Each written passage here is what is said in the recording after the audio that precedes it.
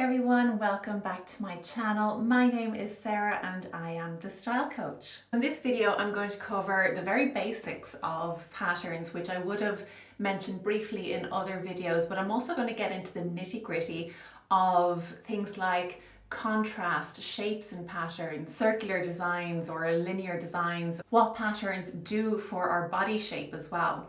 So do stay tuned for this video. It's going to be pretty full on and informative, but it's going to be a good one. So if you like the video, please give it a thumbs up and subscribe to the channel if you haven't already done so. So when you have a vertical line going across the body, this essentially widens this part of the body. This could be a good thing if you're trying to bring balance maybe to the upper half of the body because you are a pear shape.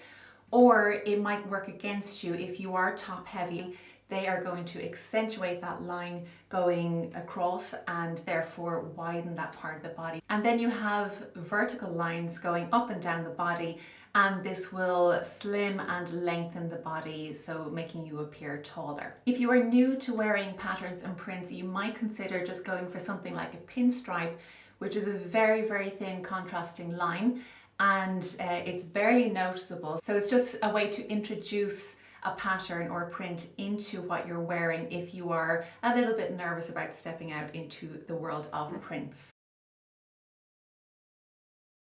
So if you are conscious of, your thighs or your shoulders or something like that, you don't want to be wearing a pattern in this area and then match it with a block collar, because the eyes are drawn to the pattern. So if you are quite top heavy and you have a pattern up here and a pair of black trousers, for example, the eye line is going to be drawn to that pattern.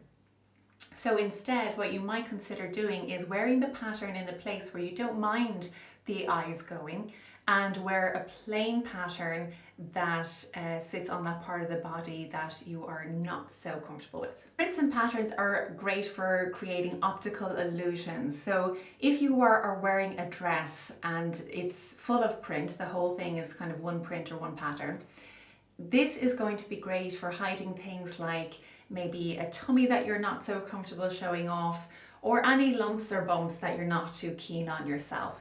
So wearing that pattern head to toe is going to almost kind of confuse the eye, and it becomes more of an overall look rather than focusing in on one part of the body. So it's great for smoothing out areas that you are not terribly keen on. Now you want to be careful about where your patterns are placed on your garments. There has been some unfortunate instance where,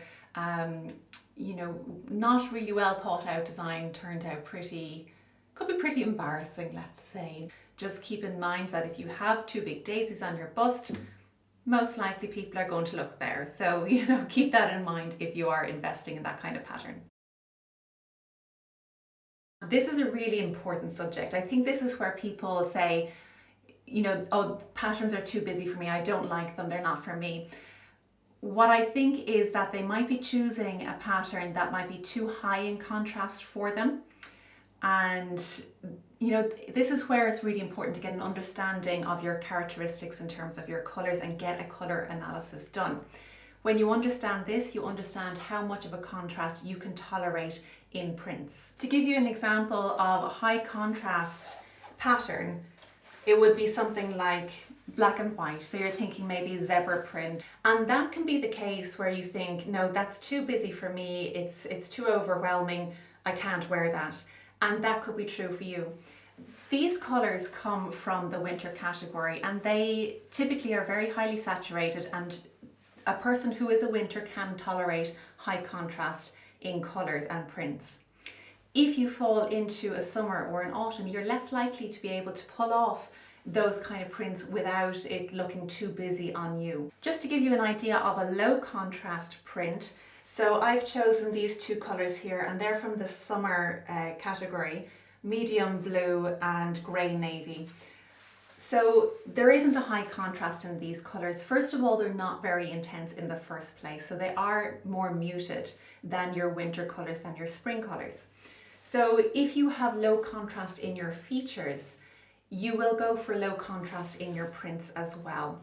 So if you're not sure about your features, can I handle high contrast or not, get a colour consultation. I do them online, get in touch, and you'll be so much more comfortable in choosing prints, and they're not going to look busy or overpowering on you.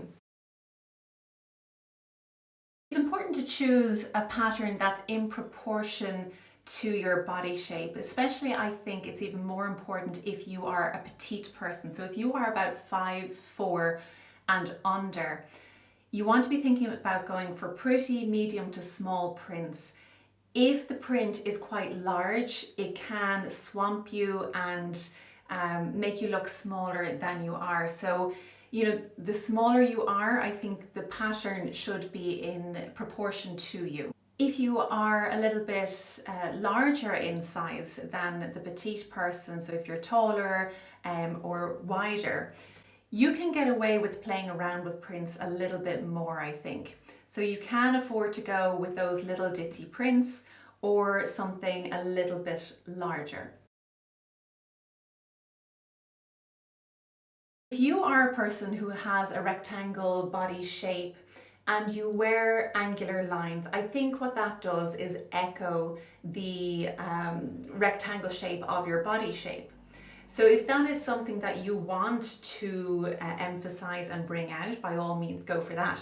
However, if you are looking to soften that body shape and kind of give the illusion that there's more curves there, a softer looking body shape, then go for things with circular patterns in them. You're thinking kind of flowers and that kind of thing. If you have more of a round shape, perhaps linear lines, angular shapes will be better for you. So you're creating more of, those vertical lines going up and down. So again, they're going to lengthen the body. Whereas circular patterns, depending on the placement and the size, might echo the roundness of maybe the bust or the tummy or the bum.